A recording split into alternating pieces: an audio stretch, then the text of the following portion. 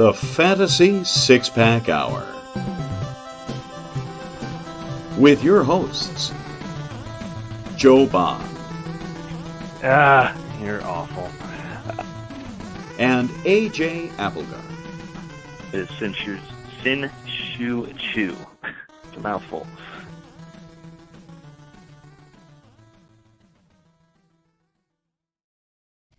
Right. Welcome to the Fantasy Six-Pack Hour. My name is Joe Bond, founder of FantasySixPack.net. With me, as usual, my co-host, AJ Applegarth. How's it going, man? Great. I don't have any more numbers on my arms. If I could figure out how to import the pictures, I would. I had 50 double-digit lines down my arms for Wednesday because I had an allergy test done. So if anybody's ever had that, you know what I'm talking about. It wasn't terrible, but it was just annoying. So, yeah. And I was completely miserable because I had to go off of my decongestants, all of my allergy stuff for 48 hours. So thankfully we had a crappy rainy weekend that helped a little bit.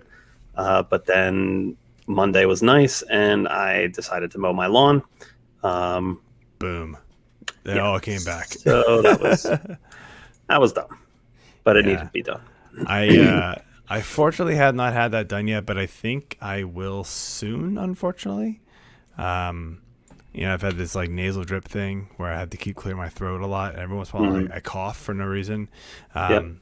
So yeah, they've recommended that I do it, but they kind of wanted to wait for vaccines and stuff like that to come out and me to get them, and so I need to plan that soon. But I'm not looking forward to it. I've never had allergies in my life, man. I don't want them. I'm hoping to God I don't have something. So yeah. Oh man. Anyway, tonight, man, we got a good show tonight. We're going to be talking about some early season bust candidates, and discussing like we did last week with breakouts, discussing these guys that are disappointing players, fantasy players, and seeing if they're going to be able to bounce back this year. But before we jump into that, though, just want to remind everybody, make sure you hit that subscribe button, that follow button, that like button. Give us a shout out on iTunes or Spotify or wherever you listen to us. It just helps us out and supports us big time. So we appreciate that. We appreciate you listening and watching for sure. On that note, man, let's get into our beer of the week. Beer. What you got, man? Well, tonight I'm going a little rogue, as my bosses might say. I think you've used that before. Probably every time I drink this brand of beer. So yeah, sue me. Yeah. How many times do you drink Other Half or Commonwealth or Aslan in a row on a show? I've got one of those. Okay. Anyway, and the other one that you haven't mentioned. I am going rogue and drinking a Colossal Claude Imperial IPA. Claude's a little friendly dragon here, and he's a Loch Ness monster of sorts, if you will. And it's a 8.2%er. Nice. So yeah, not too bad. Assuming you're going to crack into something else, I'm absolutely going to, because I waited an extra 40 minutes for you, and I cracked open my beer. Me? Yeah. Who? What? Me? Never. So when you texted me at 9:01 and said you'd be here soon, I cracked open my beer. It was like, oh, cool. Yeah, whatever. So why don't you let everybody know what your second beer is, and then I'll pop open. I'll share both of mine as well. Do you have your second beer? I do. Damn, I just leave it on my desk. Yeah, well, I like to keep mine a little cool. Mine are cold. It's fine. They'll be cold enough. I'll drink it fast enough. I'll be all right. I am sticking with the theme of going rogue and drinking a Bat Squatch. Jeez. Is my next beer. It's a hazy IPA, if you will. I also have a Trogs Field Study in here in case things get really hectic. And the busts forced me to bust out a third. Yeah. All right. So my main one tonight is from Commonwealth Brewing and Big Poppy Double IPA. It's good, man. I give it a 4.25. I was so close to give it a 4.5. Jeff, you're in my head, man. You make me lower my ratings more than I should. In your head, but it's good. Not even on the show tonight. Not tonight. No, he's not even here. That's why the ticker didn't tick on until about 2 seconds ago. But yeah, it's good. I like it. It's smooth, even though it's a double IPA, 8%er, and Big Poppy fits a baseball theme, right? I like it. So my second one here fits the theme of the holiday we just passed. Double Ultimate Dreamy Team. Got the American flag logo on there. This one's not as good, but I kind of knew that going into it. True Respite, Hazy IPA 7.2, Centennial, Strata, and Mosaic hops. I gave it. Shut up. I said Respite. Shut up. Yeah, I think I gave this one like a 3.5 on Untapped, but it's okay. It was a good Memorial Day beer to pop open. Got the American theme. So, alrighty, let's jump into our early bust for 2021. And man, it's been bad for a few of these guys. You know, most of the players we're picking were drafted fairly early. Some were drafted a little later, but they're still super underperforming. The number one guy here, man, Francisco Lindor, and I'll tell you, he's killing me in one of my NFBC teams.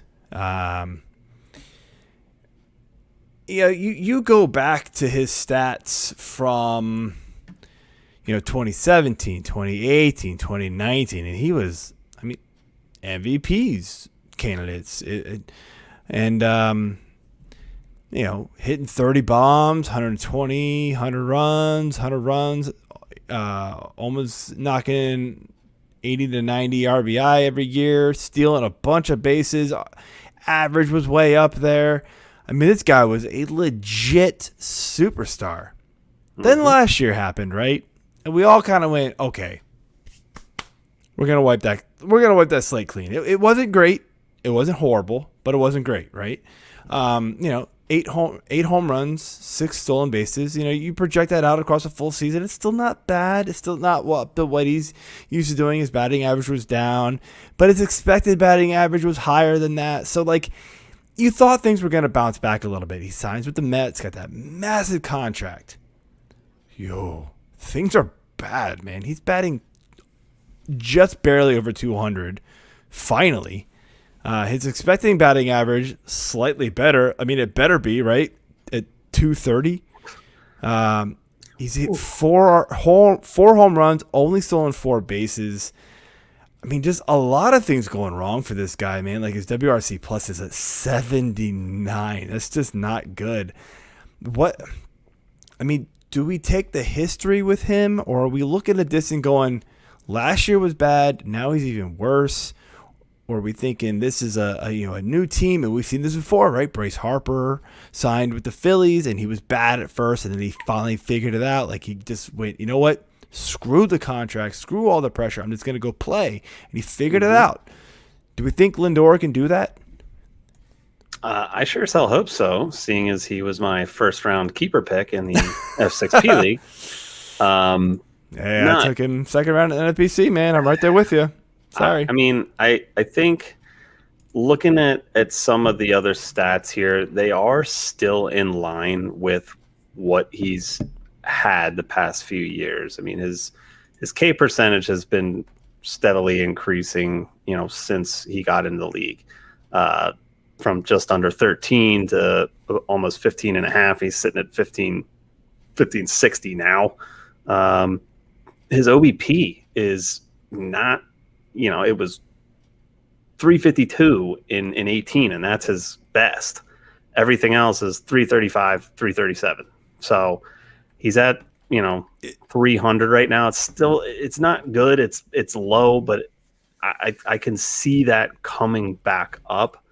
And the other thing we got to take into account here too is that Well, I hate the Mets. The Mets suck, but Okay, in Phillies fan. reality, they've dealt with a ton of injuries. So it's hard for Lindor to get into a groove when he really doesn't have his full lineup around him to help protect him. And pitchers saw what happened to him last year, even though he was still in Cleveland. They're taking that for what it was, and they're going after him. He's just not in a good groove right now. His home run to fly ball is way off. It's way off his numbers. I mean, you brought up BABIP. Like, honestly, his BABIP dropping 30 points should not drop his batting average like 70. Like, it's crazy. No. Like, that's not what freaks me out about him. It's just everything else is bad. I think he's trying too hard. He got off to a bad start. The Mets aren't good. They're injured. That's not helping either. But I mean, let's be real. Like, the Cleveland offense wasn't awesome for years, right? It was like him and Jose Ramirez, and then last year they brought back Carlos Santana and players like that, so they were decent here and there, but not every season he was doing that. Did they have this like all-star talent all around him? He goes to the Mets, and you would think with Pete Alonso and guys like that around him, he could perform. It's just not working, and maybe it's just the pressure in New York. We see this a lot of times, not just with the Yankees. We see players go to New York with that, enhanced media pressure, and they struggle. And you wonder if a guy like Lindor is just going to let it get to his head, and he's going to struggle most of the season, unfortunately. I'm torn. I really think he should be able to bounce back, but it's a matter of will he. If somebody really wants to come pay me, 80 to 90 cents on a dollar for him, I might pull the trigger on that. They're trying to sell me for 50 cents on a dollar for him. Nah, go away. I'll wait and see. I might be the loser on that, Yeah, but it's still a long season. There's a lot that can happen in baseball. It's just the one thing I was looking at here too, are the hit rates. His this year and last year, last year he was almost at 60% medium hit rate and way down to just over 30 hard hit. And he's still just over 30 hard hit when 17 or 18 and 19, he was up in the 40s, for both of those. So it was a lot more evened out for his medium and hard. So, hit percentages. He's hitting a lot of ground balls this year, unfortunately. And you see it. His soft contact rate went back up to – so his soft contact rate is back to where it was when he had all-star seasons. His hard hit rate is unfortunately what it was last year, which means his medium contact rate is still bad. So it's not going back to where you want it to. So the signs aren't looking good for him, unfortunately. But you just have to hope the talent just shines through here at this point. And I don't know. I'm not selling if I have him unless I get a pretty good deal on somebody really wants to buy into him. But I'm not saying don't get rid of him either. I'm not saying drop him. Then hell no. But it's not gotten to that point yet. So next guy here, we're gonna go with Matt Chapman from the Oakland Athletics. Yeah, he's the guy who was going in those middle rounds, but a third baseman kind of to me was sort of that end of third baseman tier that you wanted to go after, right? I always went, okay, all the other studs went. If I didn't get one of them, Matt Chapman's my guy. Well, I got him in one league, and I'm regretting it because he has been also crazy bad. Average is 205, and if you're looking at expected, hoping for better, you're not getting it because his expected batting average is 193. So, he's still hit 5 bombs, but not good. He's a 30 home run guy if he's right. RBI and runs they're okay, 21 each. But you were looking for at least like a 250 guy with 30 bombs, and we're not getting it this year. It's not going to happen. BABIP is even worse, or is not good either. And K rate's pretty bad, over 30, but not abysmal for a power hitter, kind of like him. What do you see from Chapman, AJ, that you think could possibly mean that he could break out of this, or are we just going wave the white flag? I don't know if I am seeing him break out of it. His hard hit percentage is way, way, way down, almost half of what he had the last 3 years. And the big kicker here too is that his, part of that is his slugging. His slugging is 200 points lower. Well, of course, that it was last year when by almost half. That makes sense. But his expected slugging is literally right where his current slugging is. So that's not a good sign. I agree with you, man. His WRC plus is not that much better than Lindor's, sitting at 92. These numbers are they're crazy to me to look at this. Home run to fly ball is 8.9%. Exit velocity, exit velocity is down, launch angle is down, barrels are, barrel percentage, I guess, should be down. It's hard to count barrels compared to last year because last year was so short, but barrel percentage is a half. Exit velocity is down. I get, that's not everything, right? But this is just like a conglomeration of stats, guys, that, means that he's doing poor. And finally, if you look at the end category that we have on our sheet here, which is offensive WAR, he's at negative for the first time in his career, or it's the first time in the last 4 seasons, that we've pulled here since 2018. So I'm with you, man. Unfortunately, with all the injuries we have and all the bad play from third base, I guess you should say too, it's more the injuries. You can't drop a guy like Matt Chapman who's at least going to get you some, because he's on a fairly good offense. He's going to get you some counting stats here and there. They're not going to be great, but way better than what you can get from the waiver wire, unfortunately, in most cases. I say most cases, not all cases, but he's another guy where I don't think I'm dropping him. But if I can find somebody who's maybe hot right now, slide it into the third base position or my corner infield, and wait and see, then I might do it. And if somebody wants to buy him for a decent value, I might do it because I just don't see him bouncing back from this. And so next guy here, though, DJ LeMaheiu. And, he was a guy who his ADP, man, just kept going. And I don't know about you, but I was kind of buying into it. Yes. You didn't, or you did? No, I did. Yeah, why not? He has first, second, third, at least in most leagues, right? Yep. He has position eligibility galore. He hits over 300 just about every year. I didn't expect the power numbers to quite continue like they had been.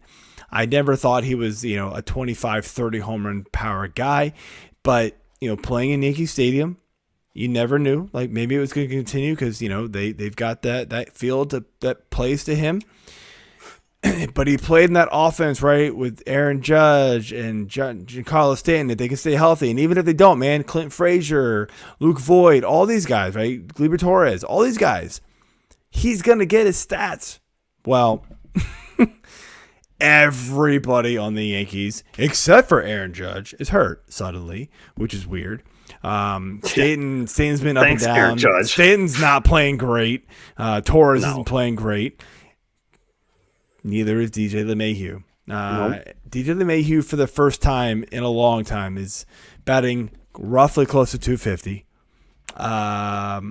He's expected slightly better to 74.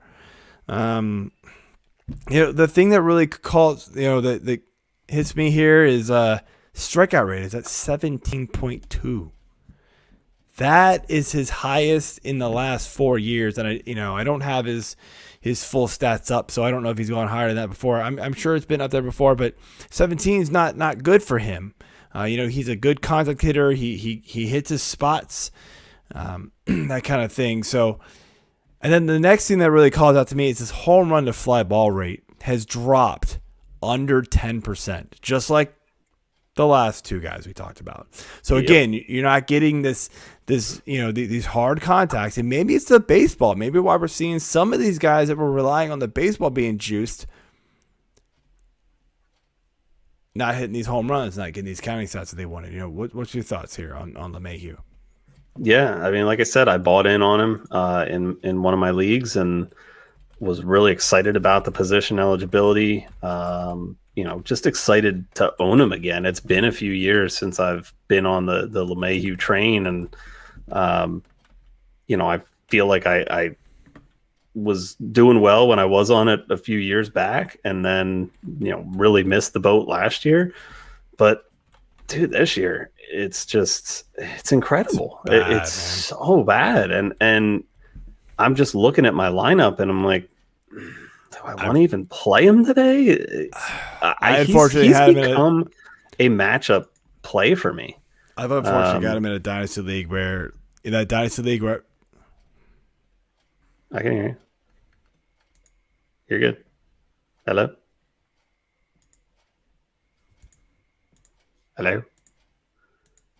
Anyway.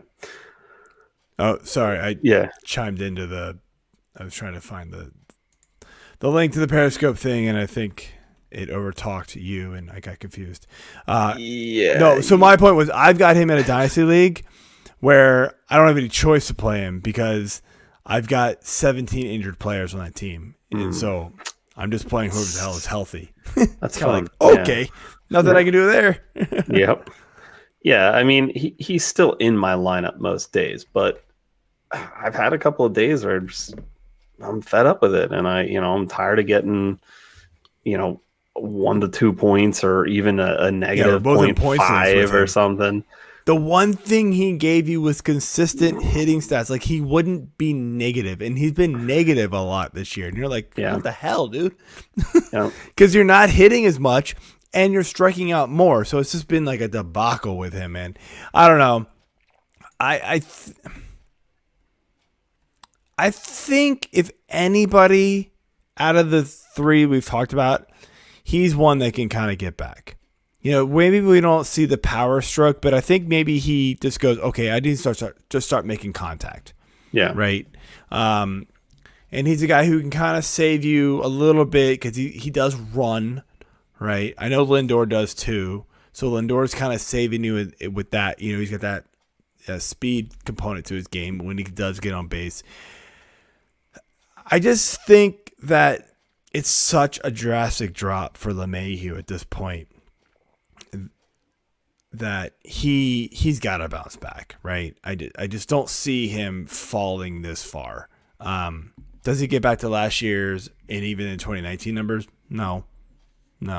He'd have to go on a huge run for that. Yeah, but I think he can get back to it. There's some of the underlying stats are close enough for him where if he just makes a slight tweak or maybe one or two guys get healthy on that team, it's gonna make a difference. That's just my thought here on him. So I want to jump over here to the last hitter we've got, and it's Mr. Juan Soto, and I'll be honest with you guys, my stats are a day late. I know he's hit a couple more bombs since I've grabbed these, so I need to pull his numbers up because it's going to be different than what I've got. But Juan Soto, regardless of the last couple of days, has not lived up to expectations. Now, calling him a bust, maybe not, right? I'm not calling him a bust at all. However, he still has not quite lived up to expectations, right? He was the second, third, sometimes first overall pick in some leagues, right? Yep. Mm-hmm. His stats right now for the season, he's got 6 bombs, a stolen base, okay, 28 runs, 22 ribbies. He's hitting 281. That's fine in today's game. I don't think anybody thought that last year's 351 was going to continue. No. Expecting batting average is higher, so that's always good to see. The thing that kind of troubles me is that we're seeing a lot of ground balls, but that's also not out of the realm of him. It's a little higher than normal. I worry with him slightly because we're seeing the home run to fly ball rate like almost cut in half from last year. It's back to his 2019-2018 seasons, which still wasn't bad. I mean, like, you're taking that. The hard hit rate though is also down. So he's gotta make some adjustments, in my opinion, to get back. But not that I'm saying sell him, absolutely not. But like, do we think he gets at least back to like 2019 numbers, or are we looking at more like 2018 numbers where he hit 22 home runs?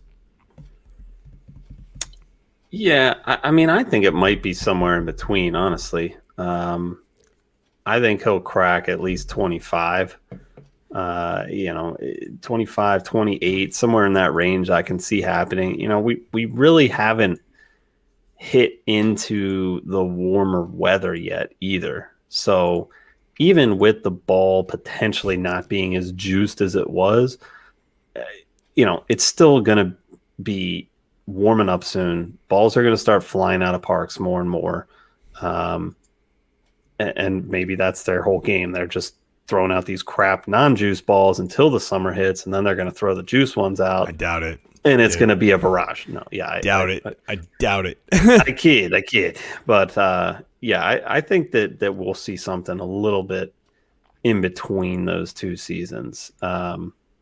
Last year, you'd already mentioned the average was ridiculous. Yeah, it was crazy high. I mean, short sample too. It's like the same amount of games as this year so far. So yeah, that was unlikely to happen. He also got a little injured this season, so maybe he's bouncing back. He has been hot the last few games, so I will give him that. Maybe he goes on a big hot streak and just starts crushing it. But to me, the numbers say that.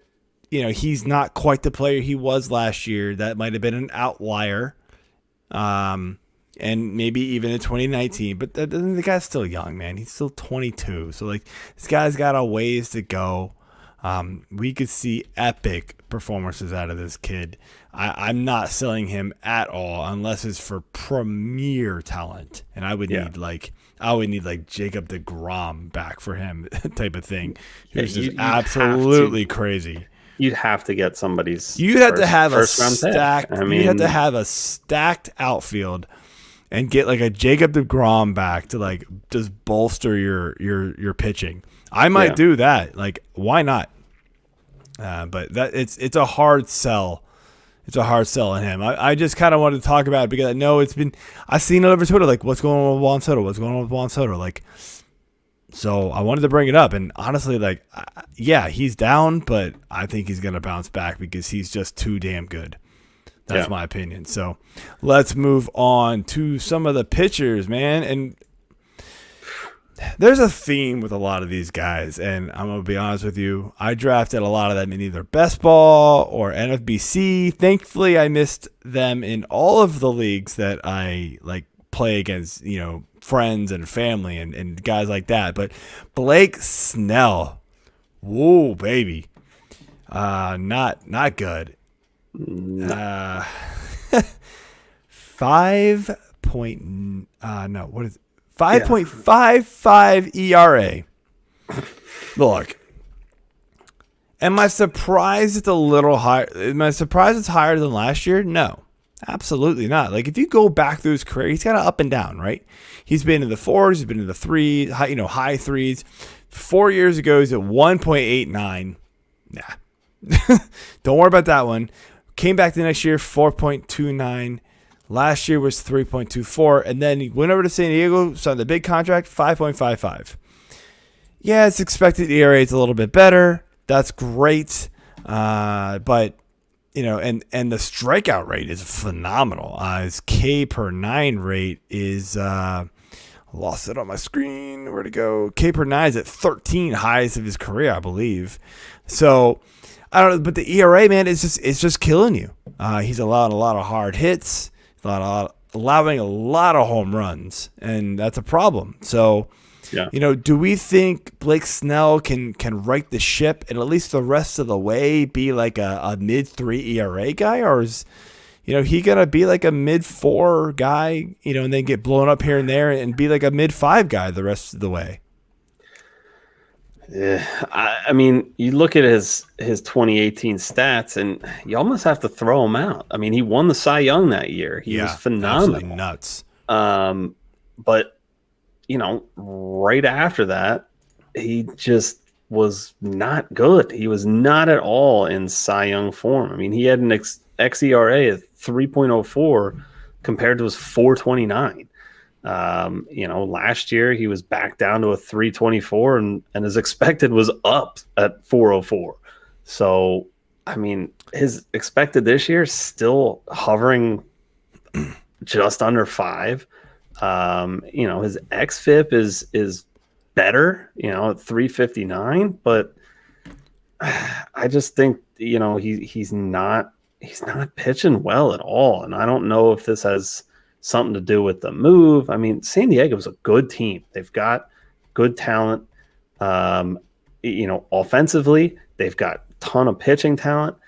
It's a very dangerous team. And, he shouldn't have a ton of pressure on him to have to be a crazy, Cy Young-esque pitcher again.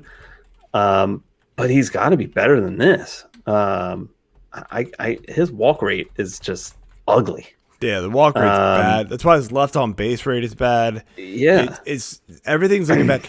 The funny thing, like when I first started bringing up this topic to you and Jeff's first comment when I mentioned Snell's, he goes, "Well, does it count if Snell's pitching the way he usually pitches?" And I went back and I went, "What are you talking about?" And I went, "Holy crap, you're right." You forget, like, he's not this lights out pitcher. He had one phenomenal year, and last year he was good, but he's not. Honestly, he really just isn't this like Cy Young winner guy. He's just a good pitcher who can slide into a rotation at number 2 or number 3 and be really good. I'm not gonna lie, but he'll be really good. But he's not somebody who I think we should have been drafting in the first 2-3 rounds of fantasy drafts this year. And that's why I brought him up, is because people, I fell for it. He went to San Diego and I just went, oh, now he's going to be awesome. He's all the way from Tampa. He's going to win a lot more games. He won plenty of games with Tampa. Like, what the hell was I smoking? Like, it's crazy. So, I don't know. Again, this might be one of those, like, maybe he's the pressure over there. And honestly, like, hard to argue at this point with it, right? Like, everybody always wants to call the AL East the best division in baseball. Hell no. The Yankees are garbage this year. The Red Sox are okay. Surprising. Tampa's good. Toronto has a good offense. The Orioles, we know, are trash. But like the NL West, especially with the Giants being a super surprise this year, they might be the best division in baseball this year, which is like, what? What is happening? We all thought it was going to be the AL East, the NL East this year, and they've been disappointing. The Braves are just like, what are you guys doing? You have all the talent in the world, and you can't put it together. Trent, get your boys together, boy. You know what I'm talking about. Hope you're listening. I don't know. It's just crazy, man. I don't know really what to think with this guy. So he's kind of a hold, because I don't really think anybody's giving you anything worth a damn for him. No, you might just need to play matchups with him right now. And I mean, we had a trade offer actually sent to my Twitter a couple of days ago, and the guy said, I give Chris Taylor and I get Blake Snell back. And he had some middle infield options. He's like, Story just went on the IL, so he'll be back hopefully relatively soon. And then I sliced some people out. So he had middle infield. And I know Chris Taylor's been awesome. if he doesn't lead the league in runs, he is close to it. But I was hesitant, man. I'm not gonna lie, I was hesitant. Like, it's hard to sell a guy who's playing good for a guy who's playing bad. But I said, Snell's probably gonna turn it around at least a little bit, right? And you've got replacements for Taylor. So I said go for it. But what would you have said? Yeah, I would have gone for it. Again, Taylor, yeah, he's playing great, but he's in LA. We know what LA does. They Dodger everybody. You're playing well. Just go rest and relax. I think You'll be got fine. A twisted, annoying fingernail issue for the next 4 weeks. You got to sit, man. You got to sit. Let that rest. Makes no sense. It makes plenty of sense because it's the Dodgers and they make no sense. So that's how it works. Right. Yes. And I will have to go back for a quick secunde here and shout out to Dave Eddy. Thank you for earlier chiming in. 1965 did not call. This look is my look, and they cannot have it back because they never owned it. They copied me. Anyway, Lindor is the biggest bust so far, followed by a guy that we're going to mention at the end of these pitchers. What is this? What is this list? Dave Eddy. It's on the comment. Oh, okay. Yeah. Sorry. Yeah, my bad, Dave. I didn't apologize to him on Slack here. So I'm the one pushing the buttons today, and I do a really bad job at this. So yes, you're lucky I'm keeping up with the ticker. I totally forgot about the comments. So anyway, but the last comment. If Lindor needs protection to be a good player, he's not a good player. I agree. I mean it's. I agree, but I disagree. Like a fantasy good player, you need guys around you to produce so you can produce. Yeah. Otherwise, they're just going to ignore you. But they're going to throw you absolute garbage. Yeah, you had mentioned it though that even in Cleveland, he didn't have a lot of good players around him as it is. At least had one or two guys around him on the lineup that were good. Way better than the guys he had on the Mets. Absolutely, definitely better than the Mets because again. The Mets. To the Mets. So yeah, no, it's pretty rough there. All right. So next guy here, Kyle Hendricks. Man, I never really loved Kyle Hendricks. Sorry. But it wasn't because I thought he would become the pitcher he is this year, where he's got a 4.6 ERA. He's 6-4 somehow with that ERA, but his strikeouts are never there. So that was something that always turned me off of him. But he didn't walk a lot of guys. Because he didn't strike out a lot of guys, he kept people off base. Ground ball rate was phenomenal. Kept the home runs down, which kept the ERA down. So he kind of always pitched under his expected numbers or his FIPS and whatever you want, whatever stat you wanted to look at. But I never bought into him because I always try to go after guys who can do what he did with the ERA and strike out double the people that he can. So that's the way I always went with it. But was he a good pitcher? Sure. Last year, 2.88 ERA. That wasn't happening again. He did that once before in 2016. I went really far back for his stats because I needed to show that. 2.13 ERA that year, which was just incredible. But again, Ks were, at that point he was actually striking out 8 per 9. Now he's striking about 7 per 9. What do you see with Hendricks? Is he doomed? Is he looking like he could possibly bounce back? What's going on? He's kind of an anomaly to me, honestly. I mean, his K to walk is just way up, and that I feel like is what's really messing him up. Sorry, that was last year's. So his Yeah. His K to walk is. That's what's is funny. His back K to walk down. was actually horrible last It year, and he was terrible way last better. year, yeah, and he's brought that back to where it was in 19. But I mean, his left on base percentage is still really high. Granted, it's pretty much in line with where it's been.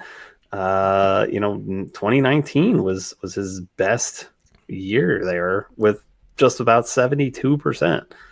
I don't know, man. I don't know what to think of him because his stats are they're still kind of in line. Most of them are. In a lot of a lot of places that I look, the scary thing to me is, back in 16 when he had his awesome ERA of 2.13, that was 40 plus points below his expected. And last year but that's fine. Hit under 3, and he's still 20 points under. So that's not bad. That's not bad at all. So here's what catches me with Hendricks. He's allowing 10% of a 10% barrel rate, a hard hit rate of 38%, according to StatCast data, which equates to a home run per 9 rate of 2.31. That 2.31, by the way, is more than double any other season that he's had that I went back for. I went back to 2016. Maybe his early years he was a little higher, but it wasn't good, man. Like it's so if he can't correct the fact that people are just locating his pitches and just wailing on him, he's going to get rocked. And I've never thought he was he's always a pinpoint location guy. That's what he was. He's a finesse pitcher type of guy.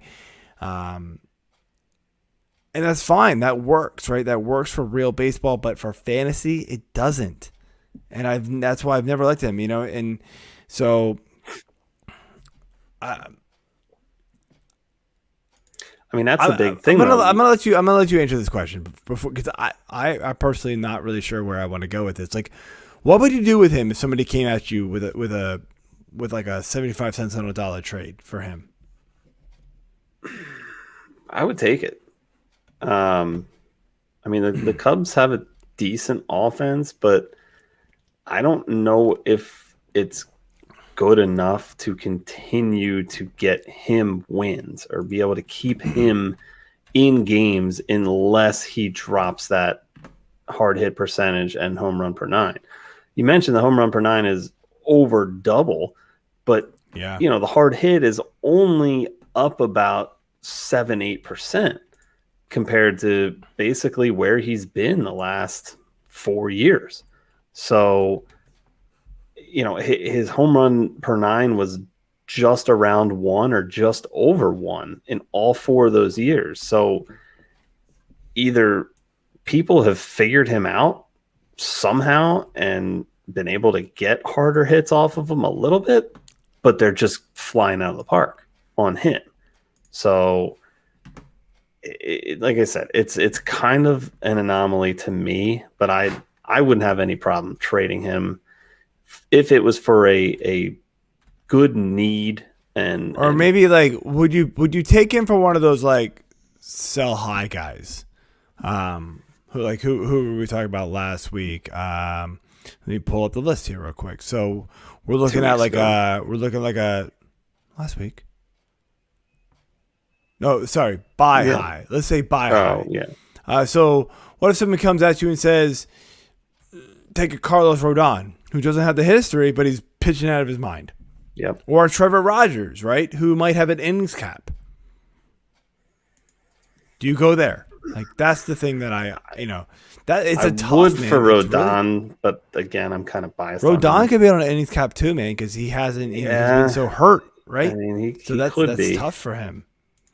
But I think I would do it, and then just see how that pitcher does, and if they continue their breakout, but you're still worried about them, maybe you can flip them again later. and get something even better. But yeah, I don't have a problem trading him. I don't own Hendricks anywhere, and I actually try to find when he's pitching and my guys are playing against him so I can start them in my lineup. It's an interesting strategy, man. All right, so let's finish off here with the pitchers and go with Kenta Maeda. And look, I get it. Maeda's on the IL, so that's not totally fair. I try to avoid guys that went on the IL. However, Maeda was he's only been in the IL for a week. So I think it's fair to put him on here. He's been pretty abysmal all season. Yeah. Another one of those guys. The exact same NFBC team, by the way. I picked up Snell and Maeda, so that team is not doing well. Let's put it that way. But, Maeda this year has fallen back to a 5.27 ERA, his highest in many years. Last year he had a 2.7. Again, I don't think anybody was buying into that, but people, we're looking at maybe a mid threes, high threes ERA with a pretty strong strikeout rate, right? And that's what you were hoping for from him on a team, the Twins, who could win a lot of games, right? Yeah. So that's what you were hoping for him. It's been the complete opposite. So try to sell me on him bouncing back, because I'm so frustrated with him, and it's NFBC, so there's nothing you can do but drop. I can't do anything with him in that league. I can't trade him. You're not allowed to do trades. Okay. It sucks. Can I plead the fifth? Yeah, no, man, dude, I don't blame you. I really don't. There's the hard hit rate's up back to where it used to be. Nothing. Everything is up, and he was and if you look at the hard hit percentage, better than this when those numbers were where they were. I mean, he had a 3.81 ERA with an expected 3.17 in 18 and a hard hit rate higher than what it is now. I'm looking at. Granted, his ground balls the fly balls were a little lower. His homers were way lower, a full home run lower per 9. The thing that gets me is his strikeout rate's been lowering. His 8.23, that's lower. And the walk rate is actually still lower than what it was even on those good seasons. Yeah. Other good seasons besides last year. His BABIP was so low last year, and it's just skyrocketed this year. Yeah, it's the left on base rate is abysmal. So he that's the only thing that kind of gives me hope, is that his left on base percentage it's really low. I mean, it's 67. The lowest it's been. But the years where he was still at least reasonably good, right? 70, in 2018 and 2019, they were at 72 and 71. So you're talking 67. All right, I mean, you give him that's not far off of those 4, 5, 6 points. Fine, that's probably good. I don't know the math of how many runners that is, but that's gonna help. But is it gonna help that much? It doesn't seem like it to me. In my head, just logically thinking, it's not gonna help. You mentioned the ground ball rate. It's still higher. It's still higher than its two other. It's lower than last year. Ground ball to fly ball rate is still lower than last year.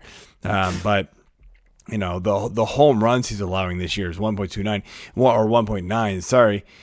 And this is in a year where we're seeing the ball not fly out of the park as much. I know. That's, and he doesn't have to deal with the Twins. He pitches for the Twins. So he's dealing with the Tigers and Kansas City Royals a lot. Come on. I get the White Sox are a monster offensive team, but they've still lost a lot of offensive talent. It's just, I don't know.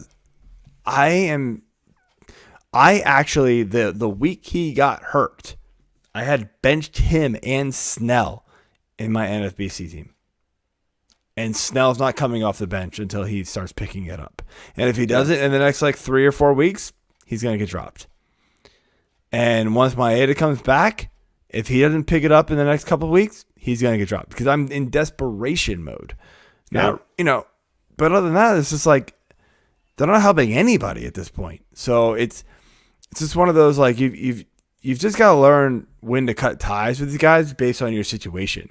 For the guy who wanted to trade for him, he was giving up Chris Taylor and getting back Snell for, and he had a bunch of replacements he could throw back into middle infield and second base or whatever it was, right? It was like, yeah, sure, you're really not losing anything by trying to pick up an upside guy with Snell. If Snell doesn't work out for you, you're still not losing anything. You just you can trade Snell to the next guy or drop him and pick up somebody better later. Like, take a chance. That's fine.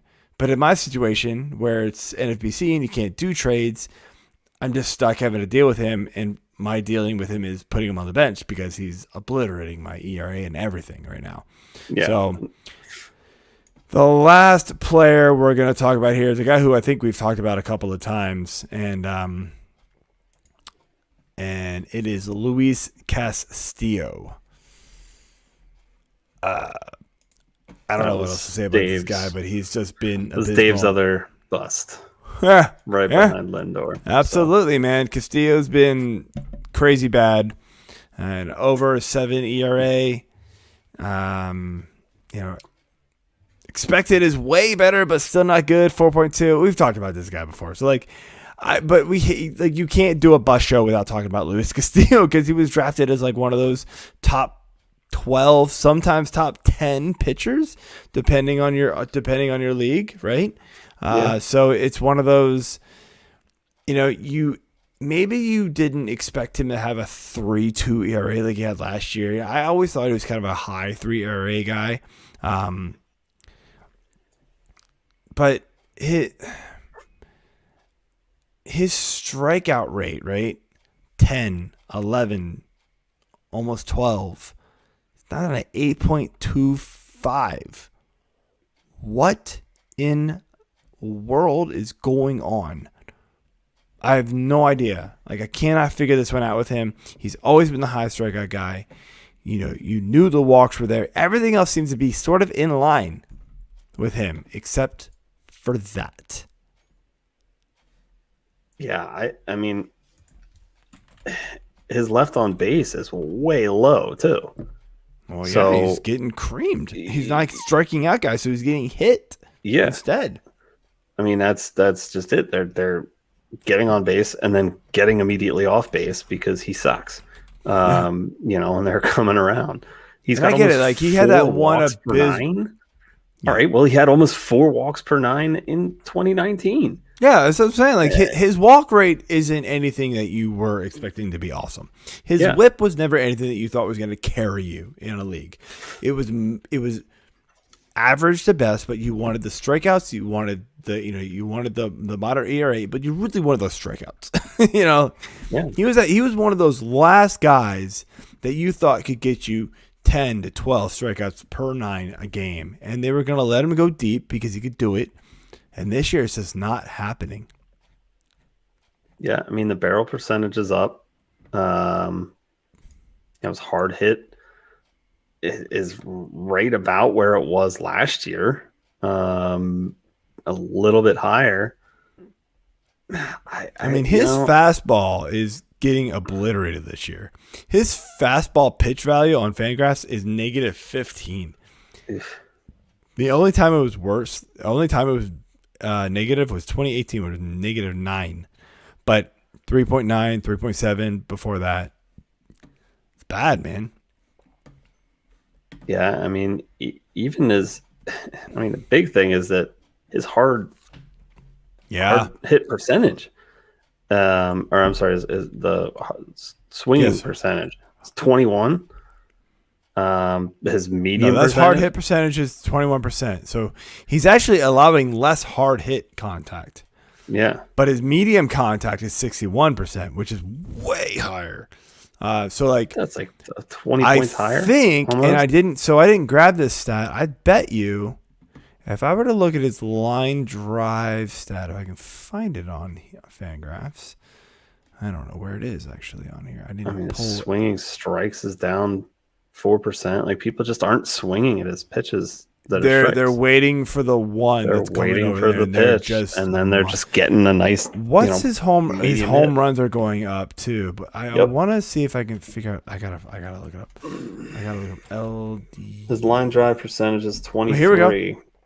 So his line drive percentage is 23, which is high. Oh, I did pull that stat. Yeah, there we go. Line drive percentage. It's not that 20, much higher, but it's still higher. It's still higher. It's higher than last. I mean, it's been going up. Line drives. If you can hit a line drive off a pitcher, that makes them so much worse. Yeah. For fantasy, a line drive lands in play more often than a fly ball and a ground ball by far. Like that's a known fact, and you can go on Fangraphs or wherever you go, look up the stat. Go look up those line drive to ground ball to fly ball ratios or percentages for pitchers, and it will tell you a line drive will hit in play more than a ground ball and a fly ball. Most fly balls get caught. Most ground balls get scooped up. A line drive lands in play. The only time, obviously there's some that get through, but more often than not, a line drive is the worst way to go for a pitcher.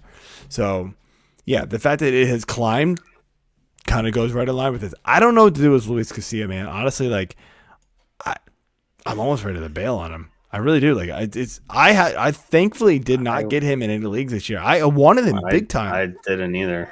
I wanted him big time, but I just didn't get him. Yeah, it's just not there, man. I mean, if there's somebody out there that is still a believer, fine. Try to trade him, but I don't think you're getting 50 cents on the dollar. Even for somebody who loves Louise Castillo, his own mother's probably like, no, just drop him. I'm out. I'm out on him. Not my son anymore. You got fucking Uncle Rico coming over here and hitting line drives over the mountains over there. It's bad, but yeah. All right, man. We're approaching the 57. We're approaching the hour, so let's roll through some of these injury talks and close it out. But that was a good show. Good segment there. Start off here. Hey, you want this one? No, just. Okay. Yeah. You took my name out. So starting here with I never. Brian Hayes. He was finally activated, and I think he's hit a couple home runs or at least a home run today since his return. So, finally a reason to watch the Pirates, I suppose. Trevor Story, bad news on the IL with an elbow injury. They're not quite sure what it is. It's just elbow inflammation. But I mean, we've seen these, linger a lot for players. And Trevor Story was another one of those ones where he wasn't playing well either. He was on my short list of busts, man. He was not playing as well as you hoped he would.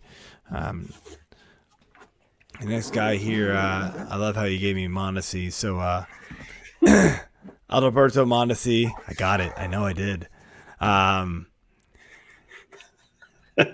Because I just put a Mondesi. You jerk. I know. I was... You wanted me originally you wanted me to screw that up on purpose. No, it didn't fit in the thing, and it went and it annoyed me. So but then I ended up stretching it out for somebody else. I was like, all right. Anyway, Mondesi, he just rejoined the Royals, was actually playing pretty well. Back on the IL. Surprise, guys! I'm telling you, we told you not to draft him. I'm sorry, like it's hard to predict injuries, but some of these guys, man, they just can't avoid it.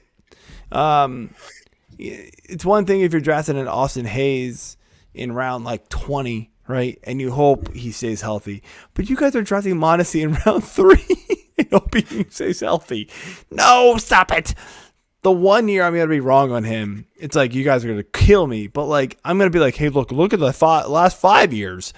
Stop drafting this guy. He's just always injured. He's just too small to play at the level he plays, it seems like. He's got an oblique injury, and so who knows how much longer he's going to be out. So it's a shame. He's a talented player, and I love watching him. but it's just not working out here. And the last guy, unfortunately, a guy that we mentioned last week as a pickup because he's just been killing it, Jonathan Villar, hamstring injury. Another guy kind of always. Well, actually, that's not really true. Villar plays pretty well. Yeah, but he's on the Mets now, so that makes sense. Something in the water over there. Maybe they need to put some what do they tell kids to put in the water, and the way they drink it? Fluoride. Fluoride. Oh, maybe they put some fluoride in, or whatever. They put some protein in the. I know. I'm kidding. Drink your Ovaltine. Yeah, there we go. Whatever. Eat some Wheaties, man. The Mets are a mess. Eat some watered down Wheaties, and your hamstrings will be great. Yeah, let's do it. I don't know, man. It's just he was like one of the few bright spots for the Mets this year so far, and hamstring. He's not on the IL yet, but it's probably coming. So last guy here, and another guy that's killing me, who was killing it this season, obviously already. Ramon Laureano, hip on the IL. They're hoping he can come back next week, but we thought Moustakas was coming back this week, and it's already been another week. So who the hell knows anymore? I'm tired of guessing with these injuries. They're all lying to us. Yep. So moving on to the San Fran side of things, Evan Longoria, who's been pretty surprising this year so far, has not played since getting pulled out of the game on Memorial Day due to soreness in his right side. And Wilmer Flores, his fill-in for yesterday's game, Thursday, was actually pulled from that game with a tight hamstring. Needs some more watered-down Wheaties. But Longoria was in the lineup Friday tonight, so that is good unless something happens to him. And then we're playing this, Wilmer Flores, Russian roulette, Longoria thing. G-Man Choi is on the IL-10 with a groin. Yes, this sucked because I had him in F6P and he was doing pretty BC and he was going phenomenal. GD well for me. He did not play yesterday due to the groin strain and was officially placed on the IR today. That is retroactive to Wednesday, though, the 3rd. To yesterday, the 3rd. So hopefully he gains a day. Mitch Garver is also dealing with a groin injury. He hit the IL-10 on Wednesday after undergoing surgery on his groin. He does not have an exact timetable yet, but he should probably be out at least a few weeks while he's recovering. Speaking of Minnesota Twins, but not groins this time. We're back to the hamstrings. Max Kepler has been put on the IL-10 on Sunday after dealing with his own hamstring injury throughout most of May. Actually, this has been kind of lingering. So it was about time for him to just go on the shelf and be done with it for a little bit and try to heal. Let's move into some pitchers briefly. Unless you want to jumping into a big one here, and Jack Flaherty, oblique injury, left Monday start with tightness in his left side. Obviously, oblique injury now. I mean, he wasn't, pitching the way you guys were hoping, but he was still, doing okay. Good, yeah. So it was relevant, right? So he's going to be out, unfortunately, until I think early July at this point. So that's what I've been reading. So it sucks. Yeah, I mean he was doing real well Monday against the Dodgers. It was killing him. He basically gave up games. 2 hits that were his only 2 earned runs because they were solo shots. Gave up a walk, but he had 9 Ks in 5 innings, and then it's like, oh yeah, well now my side hurts. Yeah, that's probably what's going to happen. You just got dodgered. Oh man, baseball's got to figure out these oblique injuries, man. This is crazy. I don't It's What other sport has, not even football, has this many oblique injuries, hamstring injuries? Nuts. I don't know. I mean, people just forget oblique day at the gym. Well, somebody, I forget who it was, like a few years ago, was like, maybe it's that like they're almost working their obliques too much and they're becoming too bulked up. And so like baseball's a quick twitch sport, right? And so like when you've got a quick twitch and you got gigantic obliques on your side, they pull. Yeah. I mean, I sort of see it. I don't know, man. It's just a lot. Yeah, need to ease up on the Rex Kwon Do. So next guy we got here is Justin Dunn. Yes, that is my second Napoleon Dynamite reference tonight.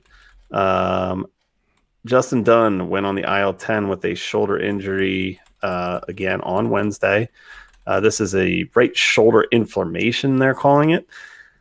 I mean, this is a pretty big blow for Seattle because he's been arguably their best starting pitcher this year.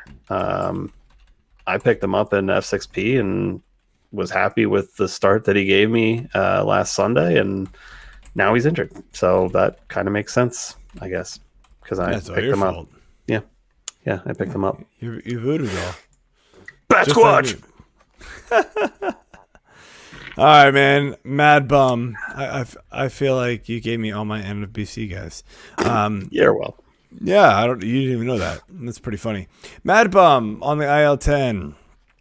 MRI revealed that he's dealt with left shoulder inflammation. So inflammation can mean a lot of things. Hopefully it's not super serious. He can come back. He was pitching rather well, for the most part.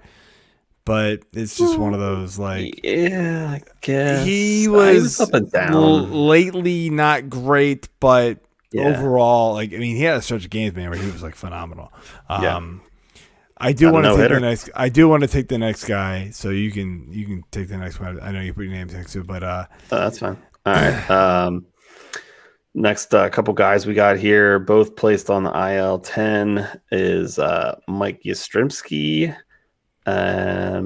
sprained thumb, and then Logan Webb with a shoulder strain. And take it away. Just finish off with those Giants there, right?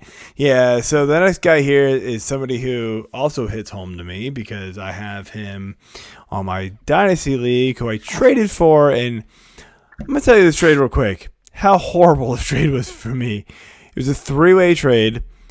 I ended up giving Wheeler and Rhys Hoskins. Yeah. You didn't call me? You didn't think to ask my opinion? No. And then, but I was getting back in return Marcell Ozuna. Well, we all know how that one turned out. Thor. Yeah. I mean, come on. You're going to get back Thor? This Dynasty? Yeah, it's Dynasty League. But then the last guy I was going to get back was Eliseo Hernandez, who I think is awesome. He was on the IL along with Thor. Dude, I thought a slam dunk trade there, man. Like Rhys Hoskins was okay. I like him. Hoskins I like Wheeler, but I like down this year though. Right.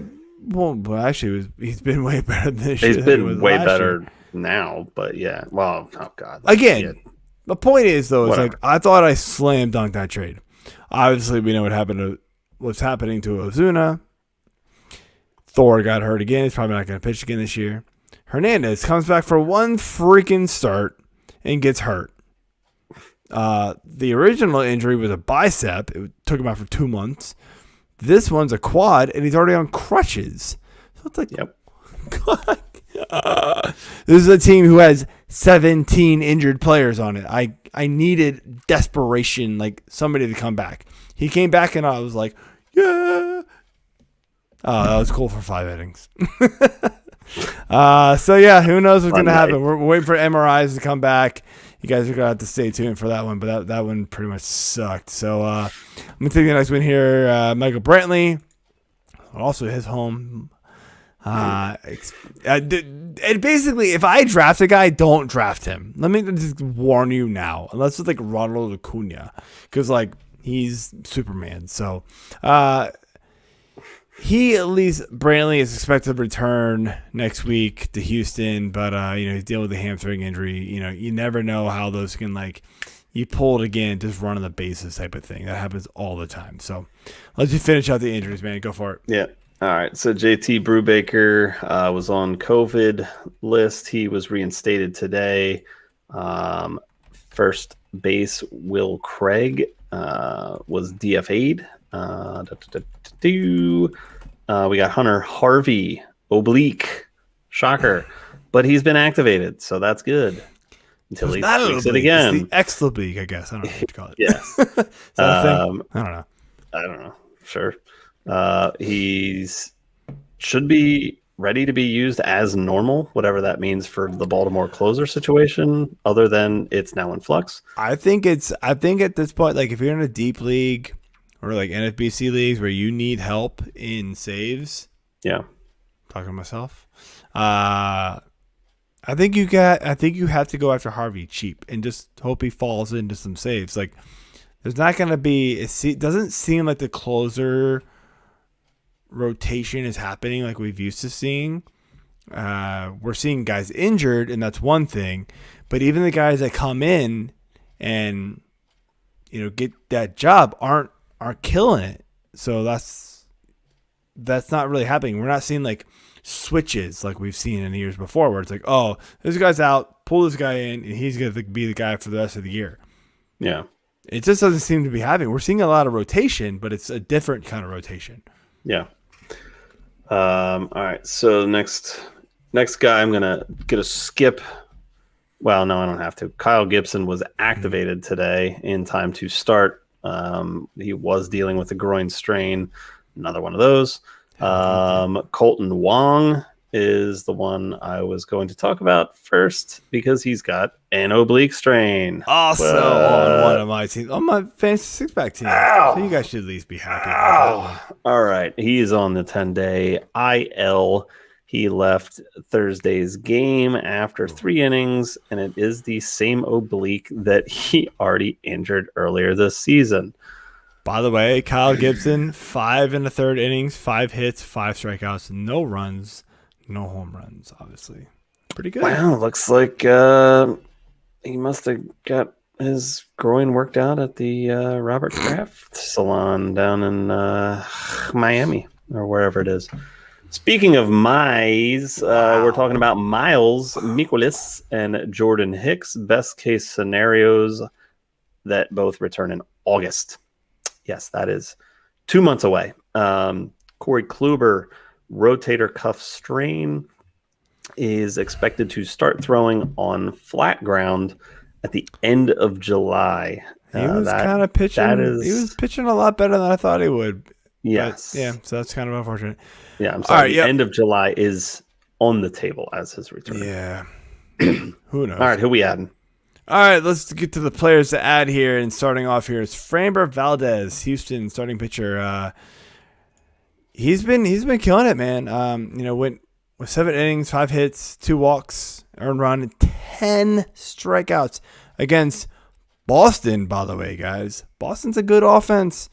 It's a good one to do. I know it's a small sample size. He just returned from the IL, but he's been pretty impressive so far. So he's a guy who, a lot of people liked coming into the season.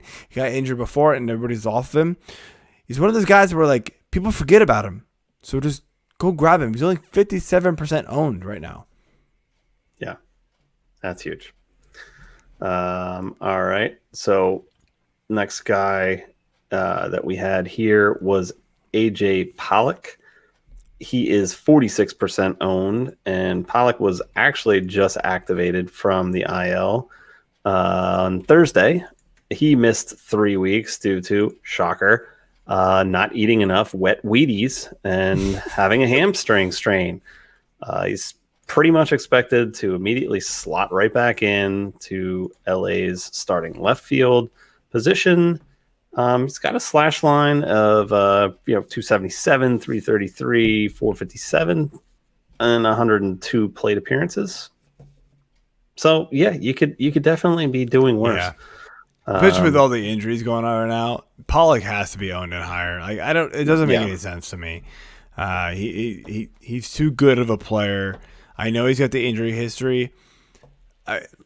Guys, again, I'm in a dynasty league, and I get a dynasty AJ Pollock's probably owned, but I'm in a league where I have 17 injured players.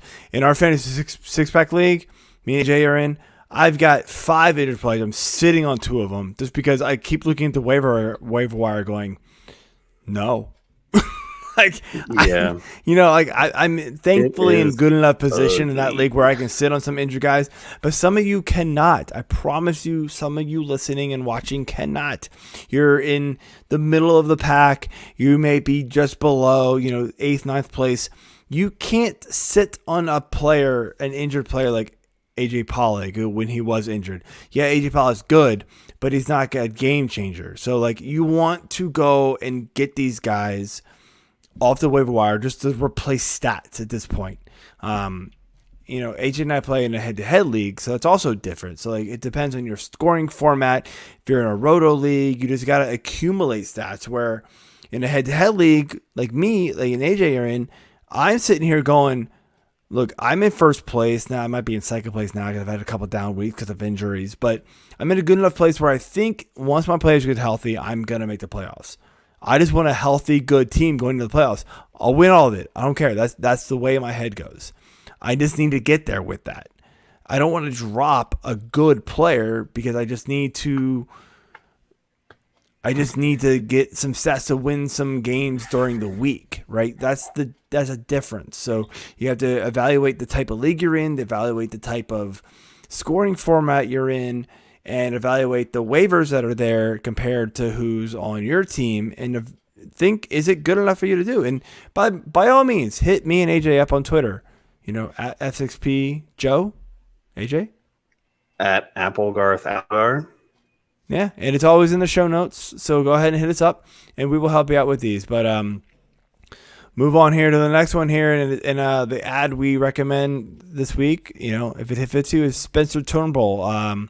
He's a guy I was looking at a couple weeks ago, and he got grabbed in a couple leagues, and I regret not picking it up, but he's been killing it, man. 4 straight quality starts since going at the Yankees, and I get it, the Yankees aren't the Yankees anymore, but he's just pitching really well right now, and if he's available in your league, you need to go after him. I guarantee you got some junk on your bench or in your pitching staff that you can get rid of right now. I was holding on to Boyd for a couple weeks, and I finally went, you know what? He's turning into the Boyd from a couple years ago, so I'm out. Yeah. I'm out. I probably just tossed him. You should have picked up his teammate.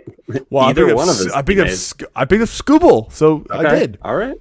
All of his pitching teammates are better than him right now. Turnbull, Scooble, and Mize are all better. Absolutely, and they should be. They should be. True. They were much higher prospects than Turnbull. Yeah. So yeah. Anyway. Yeah. So the next guy we got is Adbert Alzolay, Chicago. Alzolay. 100%. 39.2% owned. I mean, that was shocking to me when I picked him up earlier this week for a start, and he, did me a solid and got me very good point output because he pitched well. I mean, he's a former top prospect. He's continuing his dominance. Again, against San Diego, a good team. He only went 5 innings, but he only gave up 1 earned run on 3 hits and a walk. But better than that, he racked up 7 more Ks in that game, and he's got 58 so far in his 54 2/3 innings, which is good enough for just over 27% K rate. I don't know why he's not owned in more leagues right now than this. I mean, I'll tell you why. He had a couple rough starts early on, and well, not just a couple. He had a few, and even when he wasn't roughed up, he only went 4 innings. So it's a hard sell to go after him, but guys, believe me, The K numbers are there though, dude. I mean, yeah, no, the K per 9 rate's phenomenal. I've always loved it. It's the if you look at the full stat line, and I'm not saying he's not a good pickup right now because he may be figuring it out. But early in the season, even Jeff and I, who share an NFBC team, and Jeff put these ads in, Jeff and I both went, you know what? It's time to cut Tazman Alzadeh. Like it just wasn't working. So again, like. Unfortunately, that type of thing happens. You gotta pull the trigger when you gotta pull the trigger. The next guy here is Hunter Renfroe, and look again. If you look at the full line stats for the season, it's not great for him. His batting average is abysmal, and honestly, the home runs really aren't there for him overall. But he's really been killing it lately. The guy I've been paying attention to a lot. The unfortunate thing is that I play in a lot of leagues that are OBP. And his OBP is not good. I mean, the last few days has been good. But 14 days, he's at 500. He's been killing it for the last 2 weeks. So, 9 runs, 2 homers, okay, 4 RBIs, okay. But the average, he's getting hits. His average is up at 429. His OBP is 500. He's Hunter Renfroe though, man, and I know that's going to come crashing down to earth. So that's exactly. What you gotta ride. Scares me. Gotta ride the Renfroe riptide before the wave crashes, like 100%. We all know it will. 100%. So yeah. Again, you could be doing worse with your outfield. And we all know we are because we're in desperation time with injuries. Exactly. Injury rate is abysmal. Last guy we got here is a deep dive. Only 8.5% owned, and probably rightfully so because he's only played in 14 games or something like that. I think 10 games. Patrick Wisdom is dropping some knowledge right now in the baseball game at the third base spot. And he's actually first base eligible in ESPN, but he's third in Fantrax, I believe. So good for your corner infield spot. In the 6 games that he's actually been in the starting lineup, he's got 10 hits, 5 runs, 4 homers, 5 RBIs, and a steal. And that's in 20 at-bats. He's got 500 average and a 524 on-base percentage. Now, the other 4 games where he's just been used as a pinch hitter, he's gone 0 for 4 with 2 Ks. Because being a pinch hitter sucks. No, I like this guy, and honestly, in the Dynasty League that I'm in, I wanted to pick him up. I got outbid for him by like $1. I was so pissed. It's a fab league. It's a daily fab league, which is kind of cool. I like that. Okay. But I got outbid for like $1 from him. I was like, I don't think anybody's paying attention to this Patrick Wisdom kid. Like, where the hell did he come from type of thing? And he's probably only going to play for like a week. So I put like $11 on him, and somebody put 12. I was like, damn it. So whatever. Now I'm still dealing with 17 injuries. It was down to 15 for like a whole day and a half until Hernandez and somebody else got hurt again. Awesome. Yeah. Holy hell. I know, man. It was like another guy that I wanted to put on here and I didn't for some reason. Jonathan Scope has been killing it quite a lot. Has actually for Detroit over the last. Not buying into that because we all know who Jonathan Scope is. Yeah, over the last few weeks, I would say he's been on a bit of a hit streak. I almost until him, but I was like, I'm gonna be. He also had like 2 or 3 good games. It was like 2 or 3 monster games, and then other than that, it's like what I'm looking at. He's got, he went so it's like consistent, and to me, I want consistent. I don't want, like these guys that have like 2 or 3 home run game, and it's like that blows up their stats for the 14 days. That's not what I want. So I left him off because I did look at him. He's got 12 points in my league from 529. You gotta stop looking at points, man. You gotta stop looking at points. League. You're a points league. 90% of our listeners are on a points league. I guarantee you, man. Okay, that's fine. So you gotta look at the stats and evaluate it across the board. I am. I mean, he's doing well in a week-long format. So, at least over the last week. And tonight, another 2 homers, 5 ribbies. Did he really hit a bomb day today? Okay, cool. 2 of them. No, that's awesome. Well, a double, and he's a triple away from a cycle. Woo! In a tie game in the top of the 9th. Ooh, interesting. I wonder if he's coming up again. But let me see. Oh shit, he's up. No, wait, he walked.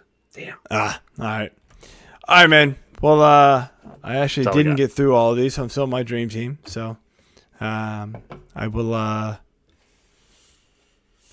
a good show tonight. A little long, but I think it was all great information. Hope you guys enjoyed it, and we will talk to you all next week. Peace.